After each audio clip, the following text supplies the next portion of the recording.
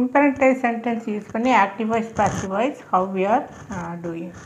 இது பார்த்தீங்கன்னா ரூல்ஸ் வந்து பாசிட்டிவ் நெகட்டிவ் ரெண்டுக்கு ரூல்ஸ் இருக்குது. லெட்டுங்கிறத வச்சு எப்படி ஸ்டார்ட் பண்ணுறான். So let plus object be positive participle.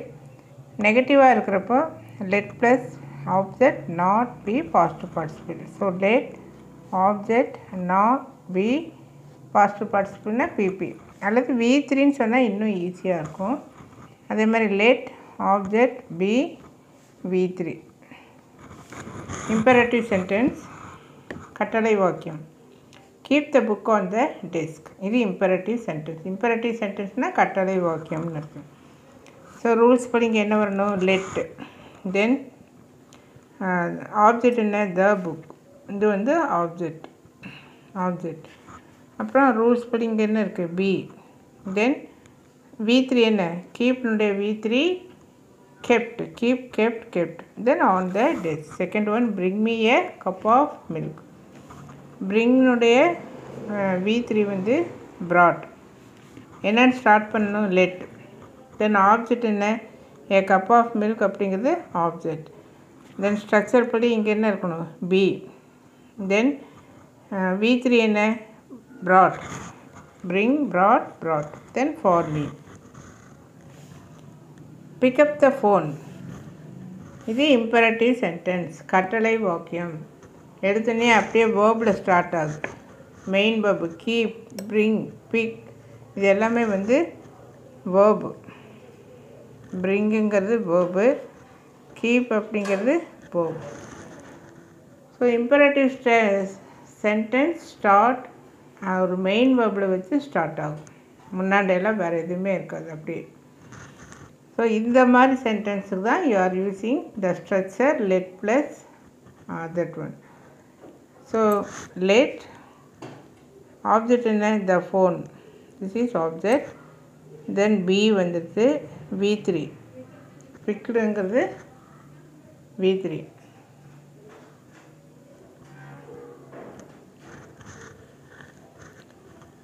Then picked up. Next பார்த்தீங்கன்னா நெகட்டிவ். நெகட்டிவில் என்ன இருக்குது, எக்ஸ்ட்ரா அந்த நாட் அப்படிங்கிறது மட்டும் வரும். மற்றதெல்லாம் அதே தான். லெட் ஆப்ஜெக்ட் எழுதி அப்புறம் நாட் பண்ணும். Don't waste time. ஸோ இந்த இடத்துல பார்த்திங்கன்னா நெகட்டிவ் சென்ஸ் வர்றதுனால ஃபஸ்ட்டு என்ன எழுதுன ரூல்ஸ் படி லெட், அதுக்கப்புறம் ஆப்ஜெக்ட் என்ன, time, don't waste your time. Then not எழுதியாச்சு, அப்புறம் be, then V3, this is V3. Don't eat junk food. So let, அதுக்கப்புறம் ஆப்ஜெக்ட், ஜங்க் ஃபுட் அப்படிங்கிறது object, then not, be, then eaten அப்படிங்கிறது V3. ரொம்ப ரொம்ப easy.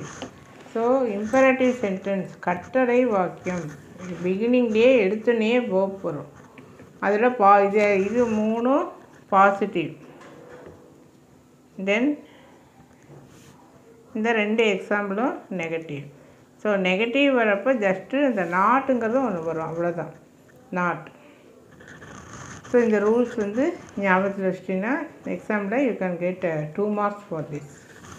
Next வந்து பார்த்தீங்கன்னா please come here when the object is not given. But இதில் எல்லாம் object இருக்குது. இதில் ஆப்ஜெக்ட் என்ன, book, here object cup of milk, then phone, then time, இங்கே வந்து ஜங்க் ஃபுட். இதெல்லாம் ஆப்ஜெக்ட் இருக்கிறப்போ எப்படி எழுதணும் அப்படின்னு சொல்லி எழுதுறோம். பட் இங்கே வந்து ஆப்ஜெக்டே இல்லை. Please come here, don't fight, இது எல்லாமே வேர்பு தான். கம் அப்படிங்கிறது verb, this is verb. Then ஃபைட்டுங்கிறது வேர்ப், V1. இதில் நோ ஆப்ஜெக்ட் ஹியர். அப்போ ஆப்ஜெக்ட் இல்லாமல் எப்படி நம்ம பாசிவ் வாய்ஸாக சேஞ்ச் பண்ணுறது அப்படின்னு சொல்லி இங்கே பார்க்குறோம். No object. Opposite you are using you are requested. இங்கே பார்த்தீங்கன்னா இருக்குது யூ ஆர் ரிக்வெஸ்டட். ஸோ இந்த ப்ளீஸ் வர்றப்போ you are using you are requested. இந்த 2 வரைக்கும் அப்படியே வரும். இந்த 2 வந்து மறக்காமல் இந்த 2 போடும். அதுக்கப்புறம் இது அப்படியே தான். ப்ளீஸ் எடுத்துடலாம், ப்ளீஸ் கட் பண்ணிடலாம். To come here, don't fight, இந்த ஃபைட் அப்படிங்கிறப்ப வார்ன் பண்ணுறோம், ரிக்வெஸ்ட் பண்ண மாட்டோம் இல்லையா. So you are warned. இந்த இடத்துல வந்து இந்த V3 தான் வரும். ரிக்வெஸ்டடுங்கிறது V3 ED போட்டு வரும். So you are warned. இந்த யூ ஆர் வார்ண்டெல்லாம் இங்கே இல்லை, நம்மளாக தான் இது எழுதணும். You are warn. இதில் வெறும் டு, இதில் வந்து நாட் டு. ஸோ டோன்ட் அப்படின்னு வர்றப்போ you are using not to. You are not to fight. Want not to fight. Don't fight, not to fight. Please come here. இந்த ப்ளீஸ் எடுத்துகிட்டு to to come here. Understood. So இந்த இது வந்து present ஃபார்மில் தான் வரும். யூ ஆர் ஆருங்கிறது ப்ரெசன்ட் ஃபார்மில் வரும். Then next one, the word please or kindly is dropped. இந்த ப்ளீஸுங்கிறதே இல்லை, ஜஸ்ட்டு கம் ஹியர் அப்படின்னு மட்டும் இருக்குது. அப்போ நம்ம எப்படி எழுதலாம் அப்படின்னா, யூ ஆர் ஆஸ்கிங், இங்கே ஆர்டர் ஆர் கமெண்ட்.